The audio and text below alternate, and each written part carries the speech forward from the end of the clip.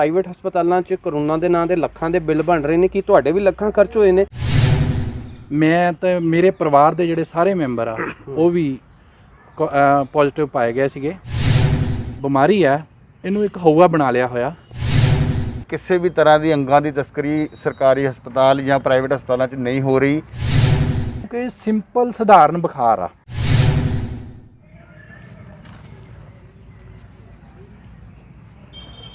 ਜਨ ਸਾਹਿਬ ਜਿਹੜੀ ਤੁਹਾਡੀ ਲਾਈਨ ਹੈ ਨਾ, ਆਹ ਲਾਈਨ ਦਾ ਥੋੜ੍ਹਾ ਜਿਹਾ ਪੰਗਾ ਹੈਗਾ। ਆਹ ਤਾਂ ਤੁਹਾਡੀ ਠੀਕ ਆ, ਆਹ ਜਿਹੜੀ ਕਰੋਨਾ ਵਾਲੀ ਲਾਈਨ ਨਾ ਤੁਹਾਡੀ, ਨਹੀਂ ਤੁਸੀਂ ਨਜੂਮੀ ਬਣ ਗਏ ਹੁਣ।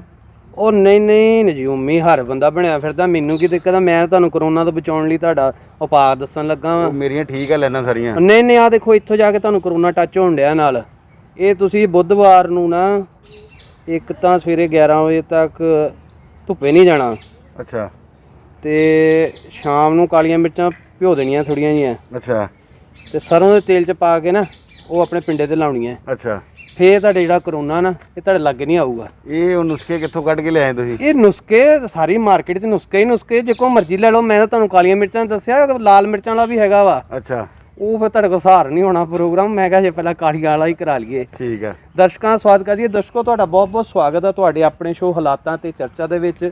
ਇਹ ਜਿਹੜੀ ਮੈਂ ਸਡਾਨਾ ਸਾਹਿਬ ਦੀ ਭਵਿੱਖਬਾਣੀ ਕੀਤੀ ਹੈ ਨਾ ਕਰੋਨਾ ਨੂੰ ਲੈ ਕੇ, ਇਹ ਭਵਿੱਖਬਾਣੀ ਸਾਰੇ ਦੇਸ਼ ਦੇ ਵਿੱਚ ਹਰ ਕੋਨੇ ਤੇ ਹੋ ਰਹੀ ਹੈ। ਹਰ ਬੰਦਾ ਆਪਣੇ ਆਪਣੇ ਤਰੀਕੇ ਨਾਲ ਕਰ ਰਿਹਾ। ਮੈਂ ਇਹਨਾਂ ਨੂੰ ਕਾਲੀਆਂ ਮਿਰਚਾਂ ਦੱਸੀਆਂ, ਕੋਈ ਆ ਕੇ ਇਹਨਾਂ ਨੂੰ ਲਾਲ ਮਿਰਚਾਂ ਵੀ ਦੱਸੂਗਾ। ਪਰ ਆਪਾਂ ਇਸ ਫਾਰਮੈਟ ਦੇ ਜ਼ਰੀਏ ਅੱਜ ਕੋਸ਼ਿਸ਼ ਕਰਨ ਜਾ ਰਹੇ ਹਾਂ ਕਿ ਤੁਹਾਨੂੰ ਦੱਸੀਏ ਵੀ ਕਰੋਨਾ ਨਾਲ ਜਿਹੜੀ ਲੜਾਈ ਆ ਉਹ 'ਚ ਕਾਲੀਆਂ ਮਿਰਚਾਂ ਦੀ ਲੋੜ ਹੈ ਜਾਂ ਨਹੀਂ ਹੈ, ਲਾਲ ਮਿਰਚਾਂ ਦੀ ਜ਼ਰੂਰਤ ਹੈ ਜਾਂ ਨਹੀਂ ਹੈ, ਕਿੱਦਾਂ ਕਰੋਨਾ ਨਾਲ ਲੜਾਈ ਲੜਨੀ ਹੈ। ਇਹ ਜਾਣਨ ਲਈ ਜਿਹੜੇ ਕਰੋਨਾ ਨਾਲ ਇਹ ਜੰਗ ਜਿੱਤ ਚੁੱਕੇ ਨੇ ਉਹ ਸਾਡੇ ਨਾਲ ਮੌਜੂਦ ਨੇ। ਅੱਜ ਸਾਡੀ ਡਿਬੇਟ ਦੇ ਵਿੱਚ ਸਤਬੀਰ ਸਿੰਘ ਜੀ, ਜਿਨ੍ਹਾਂ ਨੂੰ ਤੁਸੀਂ ਸਭ ਜਾਣਦੇ ਹੋ, ਖਾਸ ਕਰਕੇ ਕਪੂਰਥਲੇ ਵਾਲੇ ਹਰ ਵਿਅਕਤੀ ਜਾਣਦਾ ਹੈ ਕਿਉਂਕਿ ਇਹ ਆਪਣੇ DC ਆਫਿਸ ਦੇ ਵਿੱਚ ADC ਸਾਹਿਬ ਦੇ ਨਾਲ ਐਜ਼ ਏ ਰੀਡਰ ਅਟੈਚ ਨੇ ਔਰ ਕੰਮ ਕਰ ਰਹੇ ਨੇ, ਲੋਕਾਂ ਦੀ ਸੇਵਾ ਕਰ ਰਹੇ ਨੇ। ਕਰਫਿਊ ਪਾਸ ਦੇ ਵਿੱਚ ਵੀ ਇਹਨਾਂ ਦਾ ਬਹੁਤ ਵੱਡਾ ਰੋਲ ਸੀ, ਉਹ ਕਿਉਂਕਿ ਹਰ ਬੰਦੇ ਨੇ ਬਣਵਾਇਆ ਹੈ ਤੇ ਹਰ ਬੰਦਾ ਇਹਨਾਂ ਨੂੰ ਜਾਣਦਾ ਹੋਏਗਾ। ਸਤਬੀਰ ਜੀ, ਤੁਹਾਡਾ ਬਹੁਤ ਬਹੁਤ ਸਵਾਗਤ ਹੈ ਸਾਡੇ ਇਸ ਸ਼ੋਅ ਦੇ ਵਿੱਚ, ਹਾਲਾਤਾਂ ਦੇ ਚਰਚਾ ਵਿੱਚ। ਸਤਬੀਰ ਜੀ, ਅਸੀਂ ਤੁਹਾਨੂੰ ਅੱਜ ਇਸ ਡਿਬੇਟ 'ਚ ਇਸ ਕਰਕੇ ਸ਼ਾਮਲ ਕੀਤਾ ਹੈ ਕਿਉਂਕਿ ਅਸੀਂ ਜਾਣਨਾ ਚਾਹੁੰਦੇ ਹਾਂ ਤੇ ਲੋਕਾਂ ਨੂੰ ਦੱਸਣਾ ਚਾਹੁੰਦੇ ਹਾਂ ਤੁਹਾਡੇ ਮਾਧਿਅਮ ਨਾਲ ਕਿ ਇਹ ਕਰੋਨਾ ਦੀ ਜੰਗ ਜਿਹੜੀ 5-6 ਮਹੀਨੇ 'ਚ ਤੁਸੀਂ ਸਾਡੇ ਤੋਂ ਵੀ ਨਜ਼ਦੀਕ ਹੋ ਕੇ ਦੇਖਿਆ, ਸਰਕਾਰੀ ਫੈਸਲਿਆਂ ਨੂੰ ਦੇਖਿਆ, ਲੋਕਾਂ ਨੂੰ ਮਿਲੇ, ਕਰਫਿਊ ਪਾਸ ਦਾ ਦੌਰ ਆਇਆ, ਫਿਰ ਕੁਆਰੰਟੀਨ ਦਾ ਨਹੀਂ ਲੋਕਾਂ ਨੂੰ ਪਤਾ ਸੀ, ਹੁਣ ਕੁਆਰੰਟੀਨ ਪਤਾ ਲੱਗਿਆ। ਇਸ ਦੌਰਾਨ ਤੁਸੀਂ ਕਿਸ ਤਰ੍ਹਾਂ, ਕਦੋਂ, ਪਹਿਲਾਂ ਤਾਂ ਇਹ ਦੱਸੋ ਇਸ ਚਪੇਟ 'ਚ ਆਏ ਤਾਂ ਕੀ ਮਾਨਸਿਕ ਸਥਿਤੀ ਸੀ ਔਰ ਕਿਸ ਤਰ੍ਹਾਂ ਤੁਸੀਂ ਇਸ ਤੋਂ ਫਿਰ ਜੰਗ ਨੂੰ ਜਿੱਤਿਆ? ਮੈਨੂੰ ਜੀ 31 ਜੁਲਾਈ ਨੂੰ ਬੁਖਾਰ ਹੋਇਆ ਸੀਗਾ। ਤੋ ਮੈਂ ਆਪਣਾ ਟੈਸਟ ਸੰਡੇ ਕਰਾਇਆ ਸੀ। ਤੋ ਸੰਡੇ ਮੈਨੂੰ ਪੋਜ਼ਿਟਿਵ ਪਾਇਆ ਗਿਆ। ਮੈਂ ਉਸੇ ਦਿਨ ਤੋਂ ਹੀ ਹੈਲਥ ਡਿਪਾਰਟਮੈਂਟ ਦੀਆਂ ਜਿਹੜੀਆਂ ਹਦਾਇਤਾਂ ਡਾਕਟਰ ਸਾਹਿਬ ਨੂੰ ਮਿਲਿਆ, ਉਹਨਾਂ ਨੇ ਮੈਨੂੰ ਦਵਾਈਆਂ, ਆਮ ਵਾਲੀਆਂ ਦਵਾਈਆਂ ਜਿਹੜੀਆਂ ਬੁਖਾਰ ਦੀਆਂ ਜਾਂ ਖਾਂਸੀ ਦੀਆਂ ਦਿੱਤੀਆਂ, ਉਹ ਮੈਂ ਖਾਣੀਆਂ ਸ਼ੁਰੂ ਕੀਤੀਆਂ। ਔਰ ਮੈਂ 10 ਦਿਨ ਜਿਹੜਾ ਉਹ ਹੋਮ ਕਾਂਤਵਾਸ 'ਚ ਰਿਹਾ। ਉਸ ਤੋਂ ਬਾਅਦ 7 ਦਿਨ ਜਿਹੜਾ ਵਾ ਮੈਂ ਆਪਣੇ ਘਰ ਤੋਂ ਬਾਹਰ ਨਹੀਂ ਨਿਕਲਿਆ। ਇਸ ਤੋਂ ਇਲਾਵਾ ਮੈਂ ਤੇ ਮੇਰੇ ਪਰਿਵਾਰ ਦੇ ਜਿਹੜੇ ਸਾਰੇ ਮੈਂਬਰ ਆ ਉਹ ਵੀ ਪੋਜ਼ਿਟਿਵ ਪਾਏ ਗਏ ਸੀਗੇ। ਤੇ ਅਸੀਂ ਇਸ ਬਿਮਾਰੀ ਦਾ ਜਿਹੜਾ ਡਟ ਕੇ ਮੁਕਾਬਲਾ ਕੀਤਾ ਹੈ। ਸਭ ਤੋਂ ਵੱਡੀ ਗੱਲ ਆ ਜੋ ਆਮ ਦੇਖਣ ਦੇ ਵਿੱਚ ਆਇਆ, ਬਹੁਤ ਸਾਰੇ ਲੋਕ ਇਸ ਤੋਂ ਘਬਰਾਉਂਦੇ ਨੇ, ਡਰਦੇ ਨੇ। ਜਿਹੜੀ ਬਿਮਾਰੀ ਆ ਇਹਨੂੰ ਇੱਕ ਹਊਆ ਬਣਾ ਲਿਆ ਹੋਇਆ।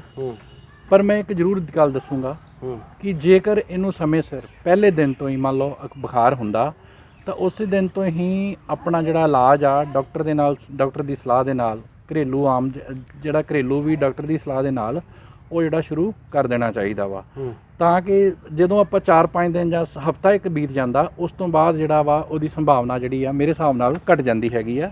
ਜੇਕਰ ਅਸੀਂ ਸਟਾਰਟਿੰਗ ਦੇ ਵਿੱਚ ਹੀ ਇਹਨੂੰ ਕਾਬੂ 'ਤੇ ਪਾ ਲਈਏ ਤਾਂ ਸਾਡੇ ਹਾਲਾਤ ਜਿਹੜੇ ਹੱਕ ਦੇ ਵਿੱਚ ਰਹਿਣਗੇ।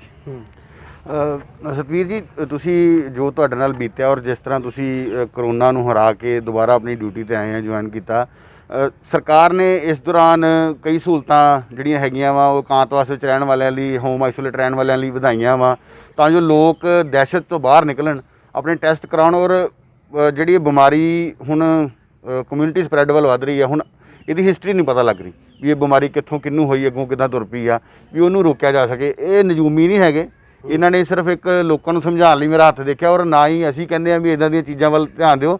ਪਰ ਤੁਸੀਂ ਦੱਸੋ ਵੀ ਸਰਕਾਰ ਜਿਹੜਾ ਹੈਗਾ ਵੀ ਕੀ ਇਸ ਵਿਸ਼ੇ ਲਈ ਮਤਲਬ ਇਸ ਕੰਮ ਲਈ ਕਰ ਰਹੀ ਹੈ ਵੀ ਲੋਕ ਡਰਨ ਨਾ, ਔਰ ਇਸ ਤੋਂ ਡਰ ਤੋਂ ਬਿਨਾਂ ਆਪਣੇ ਟੈਸਟ ਕਰਵਾਉਣ ਤੇ ਜਿਹੜਾ ਹੈਗਾ ਵਾ ਇਹ ਤੋਂ ਬਚਾਇਆ ਜਾ ਸਕੇ। ਦੇਖੋ ਜੀ, ਜਦੋਂ ਮੇਰੇ ਨਾਲ ਇਹ ਗੱਲ ਹੋਈ ਹੈ ਤਾਂ ਸਾਡੇ ਡਾਕਟਰ ਮਨਜੀਤ ਸਿੰਘ ਸੀ, SMO ਕਾਲਾ ਸਿੰਘਿਆ, ਮੈਂ ਆਪਣੀ ਡੇਲੀ ਉਹਨਾਂ ਨੂੰ ਰਿਪੋਰਟ ਭੇਜਦਾ ਸੀਗਾ। ਉਹ ਰਿਪੋਰਟ ਚੈੱਕ ਕਰਕੇ ਜੇਕਰ ਮੈਨੂੰ BP ਦੀ ਥੋੜੀ ਪ੍ਰੋਬਲਮ ਸੀਗੀ, ਉਹਨਾਂ ਨੇ ਮੇਰੀ ਦਵਾਈ ਮੈਨੂੰ ਦੱਸੀ ਕਿ BP ਦੀ ਦਵਾਈ ਖਾਓ। ਉਸ ਦਿਨ ਤੋਂ ਬਾਅਦ ਮੇਰਾ BP ਵੀ ਠੀਕ ਹੋ ਗਿਆ।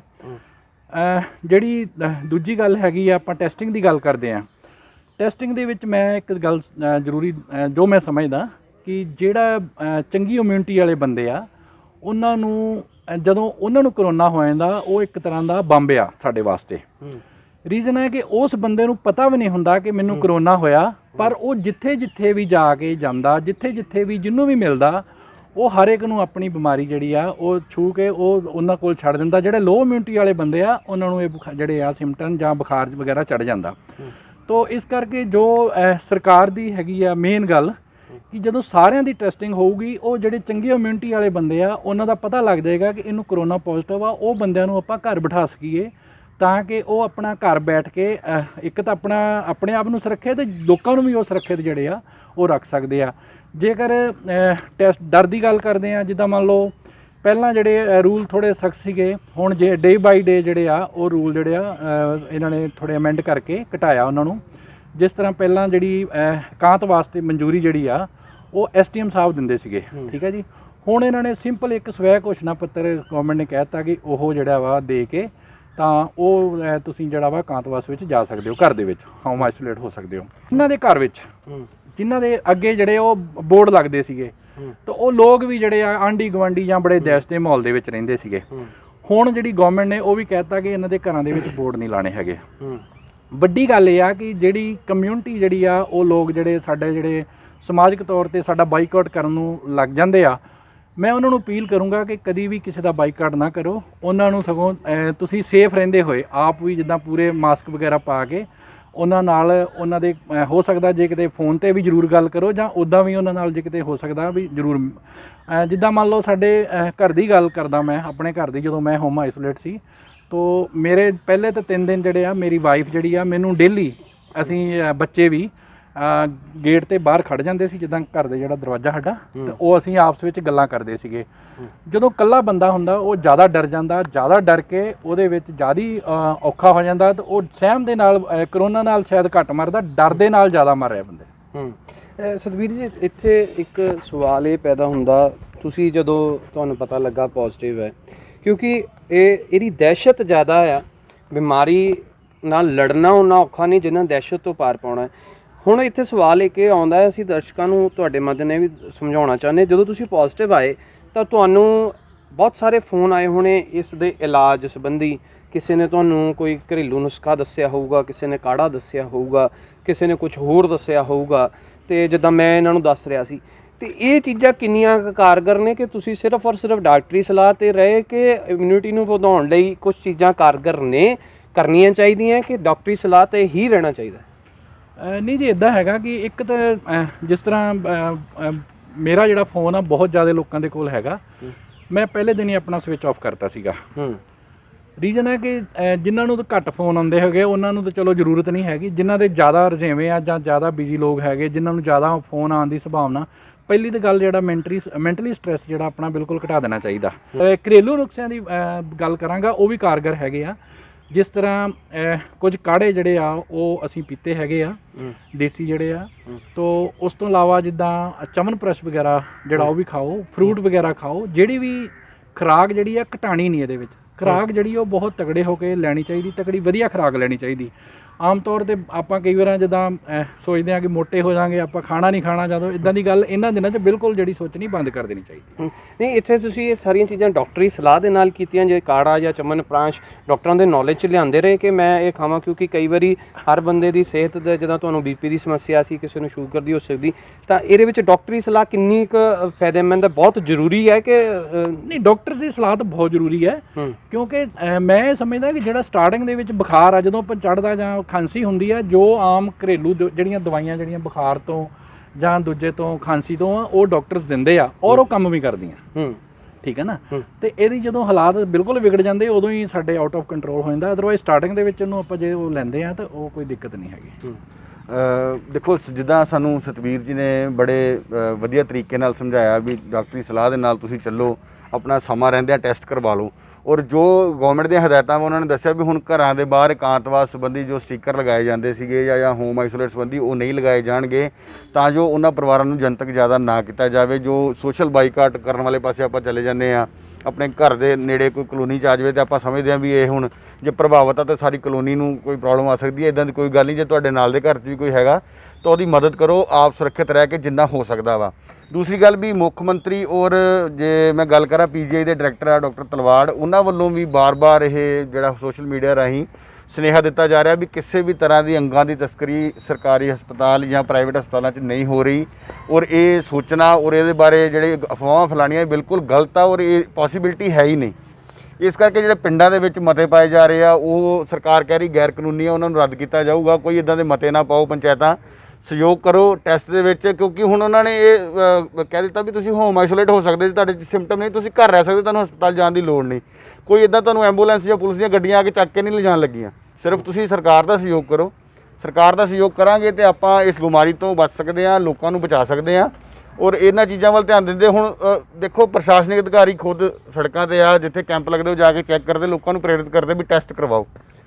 ਕਿਤੇ ਨਾ ਕਿਤੇ ਹਿਊਮਨ ਬੀਇੰਗ ਕੋਈ ਗਲਤੀ ਮਾੜੀ ਮੋਟੀ ਟੈਸਟਾਂ ਦੇ ਵਿੱਚ ਕੋਈ ਰਿਪੋਰਟ 'ਚ ਹੋ ਸਕਦਾ ਆ ਜਾਵੇ 1-2%, ਪਰ ਉਸ ਤੋਂ ਘਬਰਾ ਕੇ ਦਹਿਸ਼ਤ ਫੈਲਾਉਣ ਦੀ ਲੋੜ ਨਹੀਂ ਆ। ਆਪਾਂ ਨੂੰ ਚਾਹੀਦਾ ਹੈ ਵੀ ਆਪਾਂ ਆਪਣੇ ਆਂਢ ਗੁਆਂਢ ਵੀ ਇਹ ਸੁਨੇਹਾ ਦਈਏ ਵੀ ਜੇ ਆਪਾਂ ਟੈਸਟ ਕਰਵਾ ਗਏ ਵੀ ਤੁਸੀਂ ਵੀ ਕਰਵਾਓ, ਅਸੀਂ ਨੈਗੇਟਿਵ ਹਾਂ, ਜੇ ਅਸੀਂ ਪੋਜ਼ਿਟਿਵ ਸੀ ਤਾਂ ਅਸੀਂ ਨੈਗੇਟਿਵ ਹੋ ਚੁੱਕੇ ਹਾਂ ਇਲਾਜ ਤੋਂ ਉਪਰੰਤ, ਤੇ ਇਹ ਬਿਮਾਰੀ ਤੋਂ ਇਸੇ ਤਰੀਕੇ ਨਾਲ ਬਚਿਆ ਜਾ ਸਕਦਾ।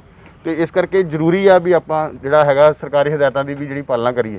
ਮੇਨ ਲੋਕ ਜਿਹੜੇ ਆ ਨਾ ਅਫਵਾਹਾਂ ਦੇ ਵਿੱਚ ਬਹੁਤ ਜ਼ਿਆਦਾ। ਮੇਰੇ ਕੋਲ ਇੱਕ ਗਰੁੱਪ ਦੇ ਵਿੱਚ ਇੱਕ ਆਇਆ ਕਿ ਮੋਹਾਲੀ ਦੇ ਇੱਕ ਹਸਪਤਾਲ ਦੇ ਵਿੱਚ ਉਹ ਬੜੇ ਇੱਦਾਂ ਹੋ ਗਈਆਂ, ਡੈਥ ਹੋ ਗਈਆਂ ਜੀ, ਡਾਕਟਰਸ ਦੀ ਨੈਗਲੀਜੈਂਸੀ ਜਾਂ ਡਾਕਟਰਸ ਨੇ ਕੀਤੀਆਂ। ਮੈਂ ਉਹ ਸੱਜਣ ਨੂੰ ਨਾ WhatsApp 'ਤੇ ਕਿਹਾ, ਮੈਂ ਕਿਹਾ ਭਾਈ ਸਾਹਿਬ ਮੈਨੂੰ ਦੱਸੋ ਇਹ ਹਸਪਤਾਲ ਦਾ ਨਾਂ, ਤਾਂ ਮੈਂ ਸਵੇਰੇ ਜਾ ਕੇ ਜ਼ਰੂਰ ਉੱਥੇ ਮਿਲ ਕੇ ਆਵਾਂਗਾ। ਪਰ ਉਹਨਾਂ ਨੇ ਅੱਜ ਤੱਕ ਜਿਹੜਾ ਵਾ ਉਹ ਮੈਨੂੰ ਦੱਸਿਆ ਨਹੀਂ ਹੈਗਾ। ਰੀਜ਼ਨ ਆ ਕਿ ਅਫਵਾਹਾਂ ਜਿਹੜੀਆਂ ਵਾ ਉਹ ਸਾਨੂੰ ਜਿਹੜਾ ਵਾ ਡੇ ਬਾਈ ਡੇ ਡੀਮੋਰਲਾਈਜ਼ ਕਰ ਰਹੀਆਂ।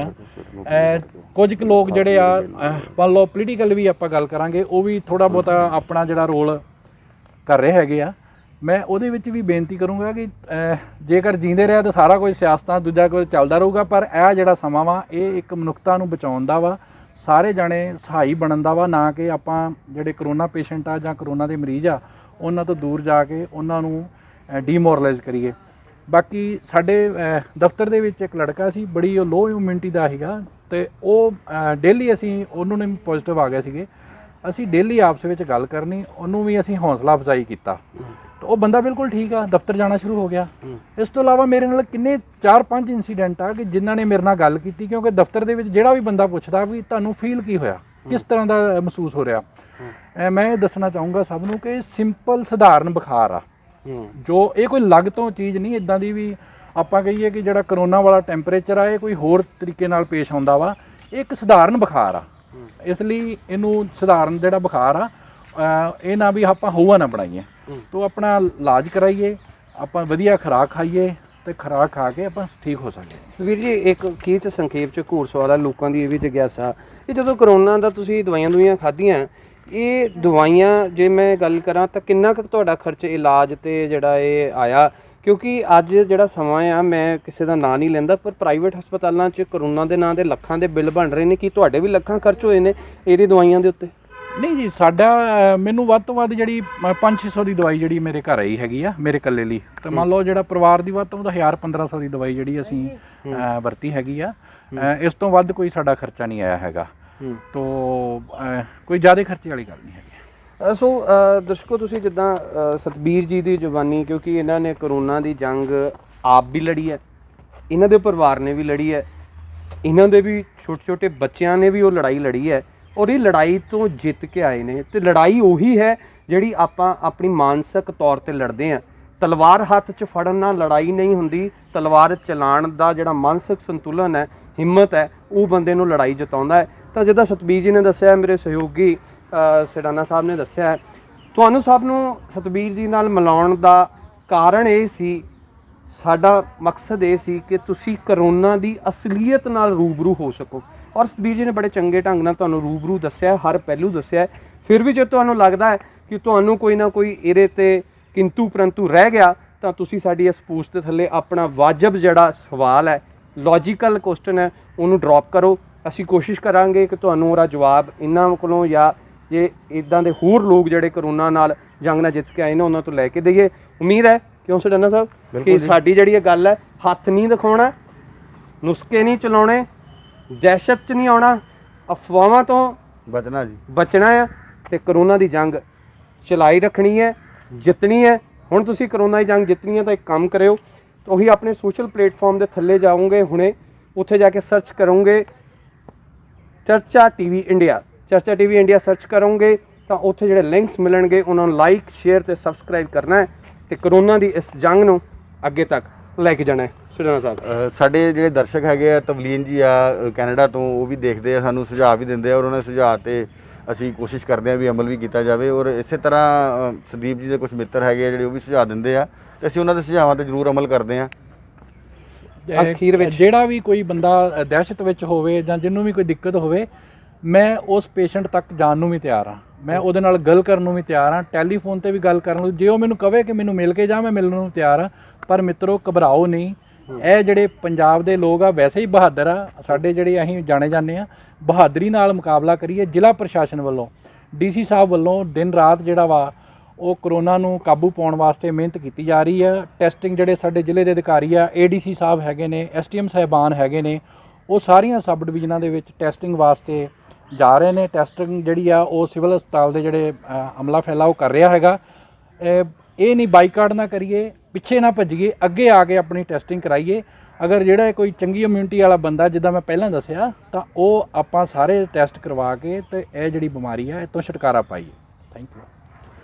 ਨਵੀਆਂ ਗੱਲਾਂ ਤੇ ਨਵੇਂ ਵਿਸ਼ੇ ਦੇ ਨਾਲ ਫਿਰ ਤੁਹਾਡੇ ਰੂਬਰੂ ਹੋਵਾਂਗੇ। ਤਦ ਤੱਕ ਮੇਰੇ ਵੱਲੋਂ ਪਿਆਰ ਭਰੀ ਸਤਿ ਸ਼੍ਰੀ ਅਕਾਲ। ਸਡਾਨਾ ਸਾਹਿਬ ਦੀ ਸਤਿ ਸ਼੍ਰੀ ਅਕਾਲ, ਤਾਂ ਮੇਰੀ ਹਰ ਵਕਤ ਨਾਲ ਪਿਆਰ ਭਰੀ ਜੈ ਹਿੰਦ।